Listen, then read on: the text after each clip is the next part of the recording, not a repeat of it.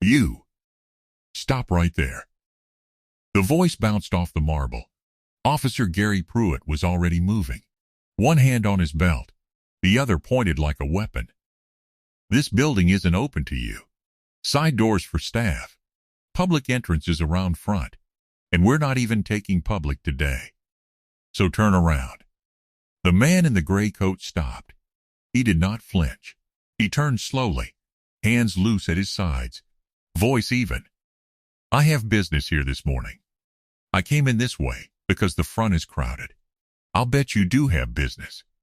Pruitt smiled the way men smile when they've already decided. Let me guess. You're here to see somebody important. Somebody who's expecting you. They always are. They are actually, right. Pruitt stepped closer. Here's what's going to happen. You're going to walk back out that door, and you're not coming back through it. A man like you doesn't just wander into City Hall on a morning like this. Not dressed like that. Not through that door. A man like you. The words landed and sat there in the cold air. The man in the gray coat said nothing. He simply looked at Pruitt, and then, quietly, he began to count, not out loud, in his head. The unlawful detention, the threat, the assumption stated to his face. 1, 2, 3. Pruitt didn't like the silence. He reached out and grabbed a fistful of the gray coat at the shoulder. The fabric was good, heavy wool, tailored, and Pruitt's fingers crushed it like it was nothing. He yanked. The man's shoulder turned. His feet shifted to keep balance. The collar bit into the back of his neck, cold, moved by the elevators. A young intern lifted her phone and started filming, lips pressed tight, saying nothing, doing nothing. Near the directory, a man in a charcoal suit watched and gave a small approving nod, like he was glad someone was finally doing the job. And an older woman, with a folder clutched to her chest, dropped her eyes to the floor and walked faster, out the side door. Gone. Not her business.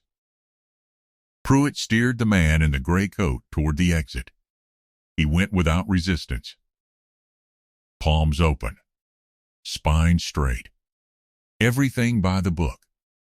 He had no idea, because the black man Gary Pruitt was shoving out the side door of the Lindenport Municipal Building had been elected 6 weeks earlier as the mayor of this city. And in 19 minutes, he would walk back through the front doors of this building, place his hand on his father's Bible, and take the oath of office in the rotunda 1 floor up. Every person standing in this lobby would be in that room when he did. They just didn't know it yet. But this story doesn't start here. Rewind 40 minutes before the hand on the collar. His name is Marcus Reed, 51 years old. Mayor-elect of Lindenport, the third largest city in the state, sworn in, or about to be, as the first black mayor in the city's 140-year history. He had not always worn coats like the one Pruitt crushed in his fist. Marcus grew up 9 blocks from the building he would soon run, in a row house with a furnace that quit every February. His father, Eugene Reed, drove a city sanitation truck for 31 years. Up at 4, home at 6. Eugene never missed a shift, never missed a school play, and never once set foot inside City Hall except to pay a water bill, because men like Eugene did not imagine the building had anything to do with them. Eugene used to say one thing, over and over at the kitchen table. They run the city like it's theirs, son. One day, somebody's got to remind them whose taxes built it. Eugene died 3 years ago. He never saw his son win. In the inside pocket of the gray coat, that morning, Marcus carried 2 things. A small brass pin shaped like a sanitation locals union seal, his father's, worn smooth at the edges from 31 years of being clipped to a work shirt, and a Bible with a cracked spine and a name written inside the front cover in shaky block letters, Eugene Reed. His father had taught himself to write that name at 40, in night classes, after a lifetime of signing with an X. Marcus had come early on purpose. He had not come for the cameras out front, or the staffers, or the council members in their good suits. He had come to do one small thing before the noise started. He wanted 10 quiet minutes in the second-floor rotunda, alone, before the crowd, standing under the dome his father had cleaned the steps of, holding his father's Bible, in the building his father had been taught to feel small inside. That was the whole plan. Get in early. Use the staff entrance so no one would notice.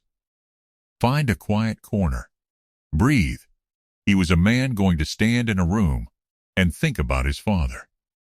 That was all. Gary Pruitt had worked municipal security for 19 years. He was good at the part of the job that could be measured, perfect attendance. Twice named the Security Division's Officer of the Year. His photograph framed in the break room both times. The directors liked him. He was reliable. He never called in. When a council member needed someone to walk them to their car after dark, they asked for Pruitt by name. That was the record on paper. There was another record, and it lived in a gray filing cabinet 2 floors down, in the office of the city's Inspector General. 11 complaints in 19 years. A delivery driver detained for 40 minutes and released without apology. A janitor questioned about whether his cleaning cart was really his.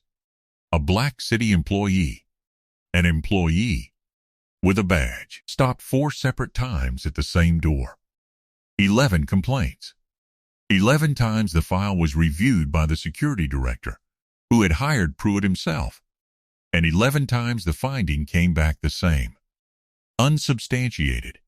No further action. The system did not fail to notice Gary Pruitt. The system noticed him, rewarded him, and protected him. He was not a broken part of the machine. He was the machine, working exactly as it had been built to work. So when a black man in a gray coat came through the staff door on a quiet morning, Gary Pruitt did what 19 years of commendations had taught him was correct. He acted. And he had no idea that, 2 floors down, someone had been waiting almost a year for him to do it in front of the wrong person. The wrong person was already in motion. Daniel Okafor had run the office of the Inspector General for 11 months. He had inherited the gray filing cabinet, and inside it, he had inherited Gary Pruitt, 11 complaints, 11 dead ends, a pattern as clear as a fingerprint and just as ignored. Daniel had built the case quietly. Dates, names, the security director's signature on every dismissal. What he had never had was a complainant the city couldn't bury.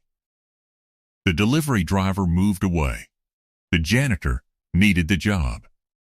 The employee stopped 4 times, decided 4 times that it wasn't worth his career. Daniel needed a witness the machine couldn't grind down. At 8:51 that morning, his desk phone rang. It was the front desk clerk, a woman named Pearl, who had worked the lobby for 26 years and missed nothing. Mr. Okafor, her voice was low. Pruitt's got a man by the coat at the staff door. Older gentleman, gray coat. And Mr. Okafor, I've seen the campaign signs. I'm fairly sure that man is the mayor-elect. Daniel was already standing. Pearl, is anyone recording? The lobby cameras are, and there's an intern with a phone. Don't let those cameras get overwritten. I'm coming up. He pulled the gray Pruitt file from the cabinet on his way out the door. 2 miles away, in the studio of WLNP Morning News, Renee Hill Reed was clipping a microphone to her lapel for the 9 o'clock segment when her phone buzzed against the makeup counter. Renee had been an anchor in this city for 18 years. Before that, 12 years as an investigative reporter. 2 regional Emmys, a name people trusted. She had married Marcus 11 years ago, and she had built every inch of her reputation before she ever met him. Her power was her own. The text was from Pearl, whose daughter Renee had mentored years ago. 3 lines. Security has Marcus by the collar at the staff door, throwing him out. He hasn't said who he is. Renee read it twice. Then she did not call her husband, and she did not call the station manager, and she did not panic. She turned to her producer. Hold the 9 o'clock open. Get me a live unit to City Hall. Now. Renee, we're on in City Hall. The inauguration's at 9:30, and we are going to be live in that rotunda. Trust me. She picked up her phone and started typing, fingers fast and certain. 3 messages. 1 to the live truck. 1 to the photographer. 1 to herself. A single note. The way she'd done it for 30 years on every story that mattered. Document everything. Emotion loses. Evidence is everything. She did not text Marcus. Marcus, she knew, would be fine. Marcus was always the calmest person in any room. It was the building that was about to be in trouble. In 14 minutes, the camera in that rotunda would be live to 40,000 homes. Back in the lobby, Gary Pruitt was enjoying himself. He had the man in the gray coat almost to the door now, one hand still bunched in the wool, narrating the whole way like a man who'd done this 100 times and been thanked for it. See, this is the thing people don't understand, Pruitt said. I keep this building safe. That's the job. And keeping it safe means knowing who belongs and who doesn't. No offense. It's instinct. 19 years, you develop an instinct. You do, Marcus said quietly. I can see that. Smart guy. Pruitt almost laughed. Tell you what, you seem reasonable. So I'm going to do you a favor and not call this in. You just walk on home, and we forget the whole thing. 12. Marcus counted the offer of mercy as its own kind of violation. 12. He did not argue. He did not announce himself. Some part of him, the part that had been taught the choreography of survival before he could ride a bike, hands visible, voice low, never give them a reason, knew that if he said the word mayor right now, in this lobby, with this man's fist in his coat, it would not save him. It would only become the thing Pruitt told the story about later. Guy actually tried to tell me he was the mayor. Can you believe these people? So Marcus stayed quiet. And he let it happen, because he already understood something Pruitt didn't. The next person Gary Pruitt grabbed by the collar would not be the mayor. If it took being humiliated in his own building to make sure that the next janitor, the next driver, the next badge-carrying employee walked through that door without a hand reaching for them, then Marcus would be humiliated. He'd pay that price. He'd been paying versions of it his whole life. He counted. 12, 13, the intern was still filming. The man in the charcoal suit had moved closer, the better to watch. The grandmother with the folder was long gone. 11 minutes now. The elevator at the far end of the lobby opened, and Daniel Okafor walked out fast, the gray Pruitt file under his arm. Officer Pruitt. Let go of him. Pruitt didn't turn. Mr. Okafor, I've got this. Unauthorized individual at the staff entrance. I'm handling it. I said let go of him. Something in Daniel's voice made Pruitt slow. He loosened his grip, not all the way, just enough to look annoyed. With respect, this is a security matter. You run audits. This is my lane. This man, Daniel said evenly, is the mayor-elect of Lindenport. He is being sworn in upstairs in 11 minutes. And you have your hand on his coat. For one full second, nothing happened. Then Gary Pruitt laughed. Come on. Him? He looked Marcus up and down, and the contempt was so automatic, so total, that he couldn't stop it even now. I've seen the new mayor on the signs. This guy walks in the staff door dressed down on a Tuesday, and I'm supposed to believe. Officer Pruitt. A younger guard had crossed the lobby, Officer Taylor, 3 years on the job, who had been standing by the metal detector this entire time, watching, knowing, saying nothing. Now he spoke, and his voice was careful, edged. The voice of a man trying to be on the right side without admitting he'd been on the wrong one. Gary, maybe let go. Just to be safe. Make sure the report's airtight, you know? Pruitt's hand opened. Marcus stepped back. He smoothed the shoulder of the gray coat where the fist had crushed it. He looked at Daniel, and at Taylor, and at the intern's phone, and at the man in the charcoal suit who had stopped nodding and gone very still. And then he looked at Gary Pruitt for a long, quiet moment. "What's your name, officer?" Pruitt's jaw worked. "Pruitt. Officer Pruitt." Marcus nodded slowly. "I'm going to go upstairs now. You should come watch."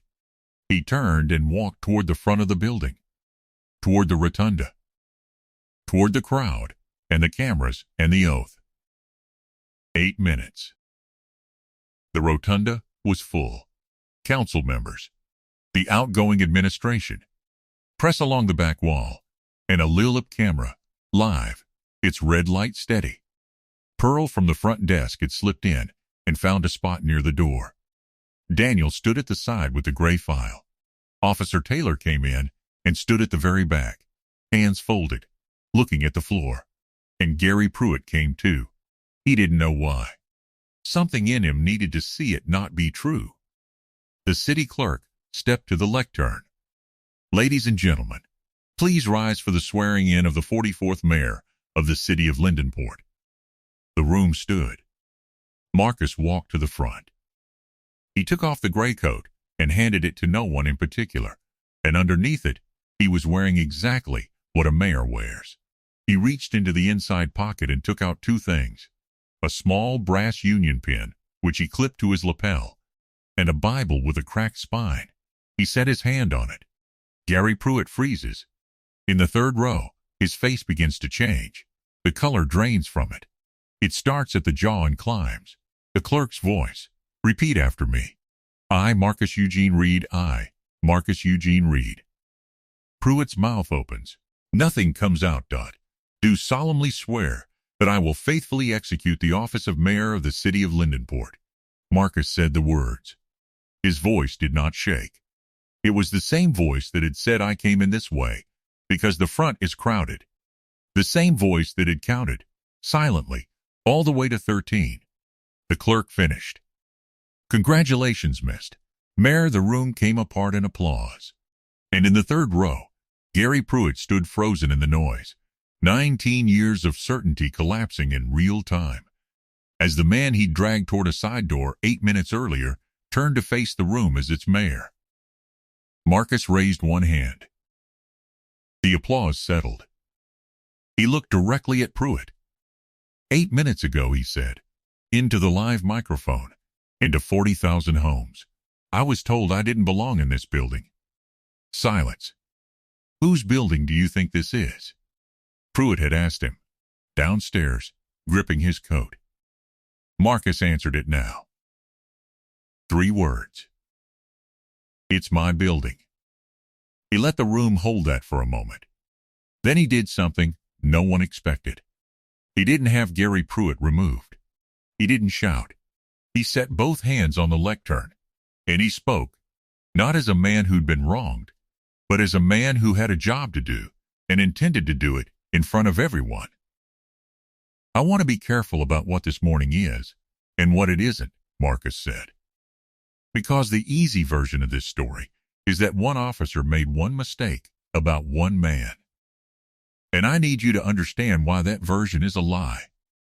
He let it land. I was not stopped because of anything I did. I came in a side door. I was quiet. My hands were visible. I did everything the way I have been taught since I was a boy in this city to do it. I was stopped because of how I look.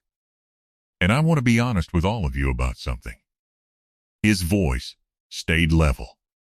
"I knew, the moment that hand closed on my coat, that I could end it. I could have said my name. I could have said mayor, and it would have been over for me, and only me." He looked at the camera. "But the next person who comes through that door won't be the mayor. He'll be a janitor, or a delivery driver, or a city employee, with a badge in his pocket who gets stopped at the same door 4 times, and no one will run downstairs with a file to save him. If I have to announce a title to walk through my own city hall with dignity, then the dignity was never the point. The title was, and that means the system is already broken. He turned, finally, to where Daniel stood with the gray file. This is not about one officer. There are 11 complaints in this building about this morning's pattern, going back years. Every one of them was reviewed. Every one of them was dismissed by the same office. I am instructing the Inspector General, as my first official act, to open those files to an independent review. Every dismissal and every signature on it. He paused. Accountability that only protects the people who hand out the badges isn't accountability. It's a wall with a flag on it. We're going to take the wall down. He stepped back from the lectern. That's the work. Let's get to it. The reckoning did not arrive all at once. It arrived the way these things really do, in pieces, over weeks, each one specific, each one named. By that afternoon, the double NP footage had been viewed 2 million times. The intern's phone video, shaky and close, ran beside the rotunda's clean live shot on every account that mattered. The clip of 3 words, "It's my building," became its own thing, shared past the city, past the state, into the feeds of people who would never visit Lindenport in their lives. Gary Pruitt was placed on administrative leave by the end of the day. His access badge was deactivated. The framed Officer of the Year photographs came down off the break room wall by the weekend. No announcement, just 2 pale rectangles where they'd hung. The independent review of the 11 files took 9 weeks. It found what Daniel Okafor had known for 11 months. A documented pattern. A director who had signed every dismissal of complaints against an officer he had personally hired. The security director resigned before the review was published, which fooled no one. His resignation didn't stop the review. The findings went to the state, and then, because 2 of the complainants had been federal contractors, to a U.S. attorney's office that did not consider the matter closed. Pruitt was terminated for cause. He fought it through the union and lost. He is permanently barred from municipal security work in the state. The wrongful detention claims settled. The city paid, and the council voted 8-1 to fund the settlements out of the security division's own budget, so that the people who looked away would feel it. Officer Taylor was not fired. Taylor had, in the end, said the words that made Pruitt's hand open. But he had also stood by the metal detector for 11 minutes and watched. And he knew it. And Marcus knew it. Taylor asked for a meeting. He didn't ask to keep his job. He asked what he should have done. They talked for an hour. Taylor stayed, reassigned, retrained, and put in charge eventually of teaching new officers the one thing he'd failed at: what to do in the 11 minutes before someone else makes you brave. A year later, Marcus Reed still uses the staff entrance some mornings. Pearl waves him through. He stops at her desk most days, and he knows the names of her grandchildren. Gary Pruitt drives for a parcel company 2 counties over.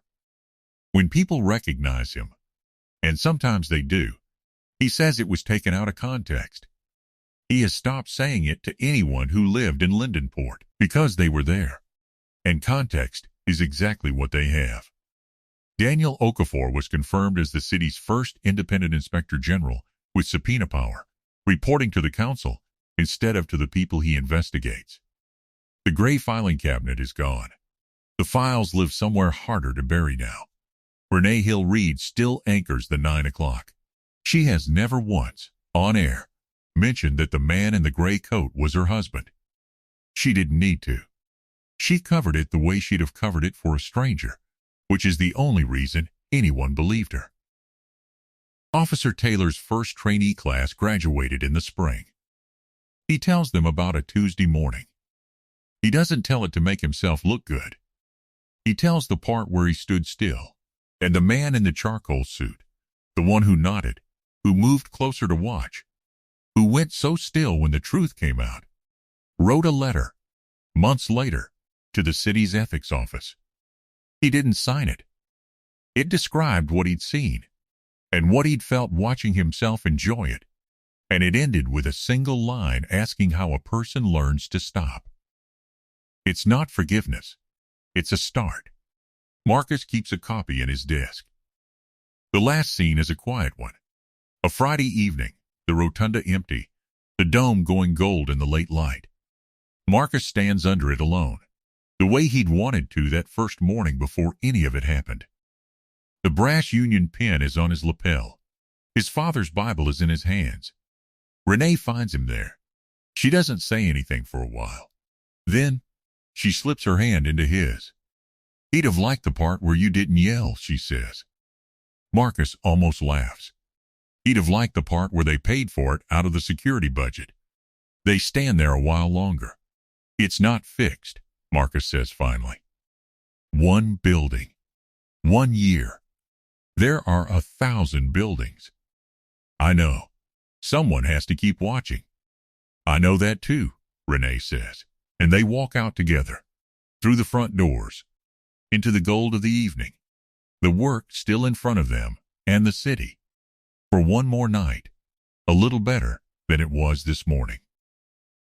If this story made you feel something, anger at the hand on the coat, or hope at the hand on the Bible, don't let it sit quiet. Send it to someone who has walked through a door knowing they'd be watched in a way other people aren't. They'll understand it faster than anyone could explain it. Stories like Marcus Reed's don't travel on their own. We carry them. That's how a moment in one rotunda becomes a conversation in 1,000 homes. So tell me in the comments, have you ever stood in a room, watched something wrong unfold, and felt your own voice stick in your throat, the way Officer Taylor's did for 11 minutes? What did you do? What do you wish you'd done? Your answer is somebody else's courage next time. Subscribe and stand with the people who refuse to look away. Because every door in this country should open the same for everyone who's earned the right to walk through it. And until it does, someone has to keep watching.